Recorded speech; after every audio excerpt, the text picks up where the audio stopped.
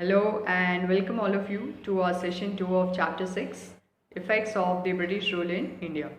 So in the last session I had given you the task for home was to write down neatly the Permanent Settlement Act. So I'm sure you have written it and you're also learning simultaneously so that you understand the entire policy completely. So in today's session we are going to do something different from what we did in the last session. So in today's session, I'll be discussing basically about the economic aspect, that is the economic impact of the company rule. We'll also see the destruction of Indian trade and industries and various other topics like Christian missionaries, uh, ancient self-rule. So I think lot many topics that are very interesting that is going to come your way in this session. So as you know about these topics already, so I'm sure you're handy with the information and keep on noting down important points wherever you find that the spelling is somewhere you feel that you're stuck up with a proper spelling or something. When you see it on the slide, please make sure that you do a proper correction and maintain a proper book for all this changes that you're doing it so that you can revise it regularly. So let's get started for this session.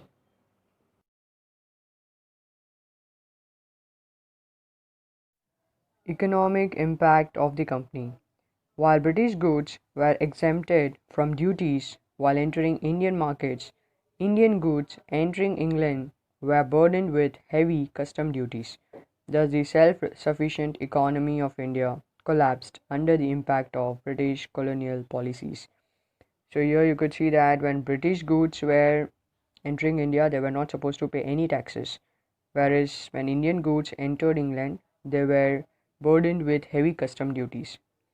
So by this, the Indian goods in India became costly and the company owners were not able to earn any profits and they were going into complete losses.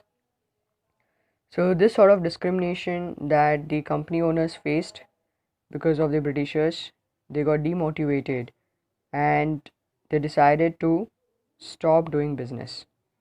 So that in a way affected the Indian economy because the Indians became poorer and the Britishers started earning lot and lot of money by draining it from India. So this kind of unfair policies made by the Britishers made them prosperous, whereas India had to pay the cost for it. British economic policies gave them a monopoly over India's large market and cotton resources. India served as both a significant supplier of raw goods to British manufacturers and large captive market for British manufactured goods.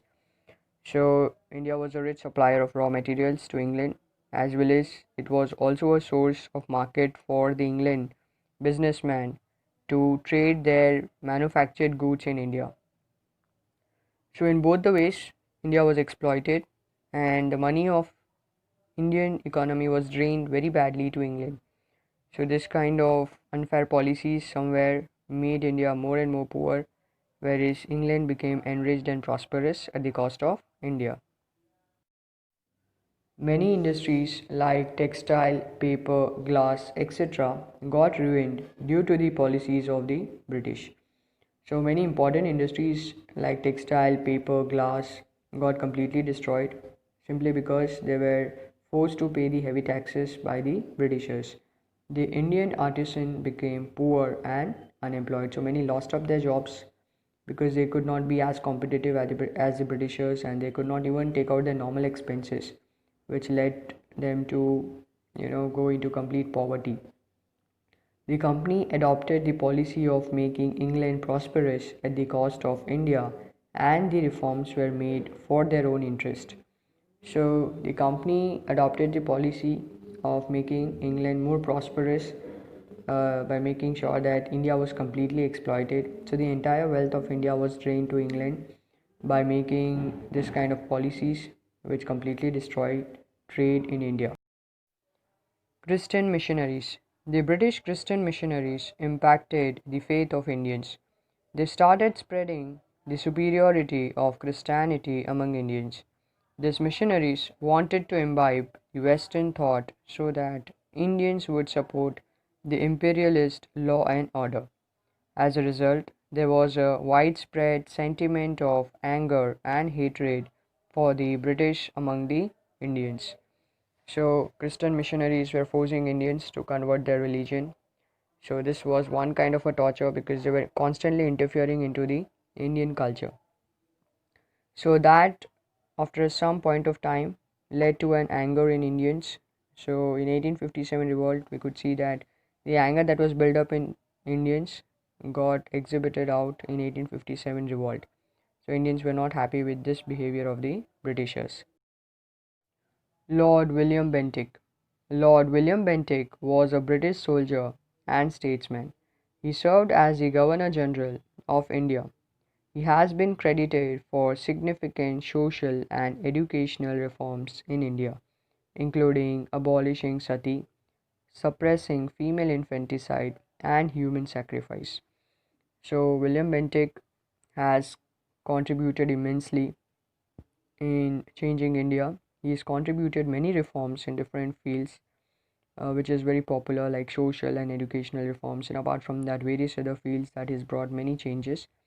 So he has been a very popular face of those times, and he has been the best governor general comparatively to all. So we'll be studying about him in detail as well as his reforms in the next session. Now, coming towards the end of the session, the task for home is to write down neatly the economic impact of the company rule.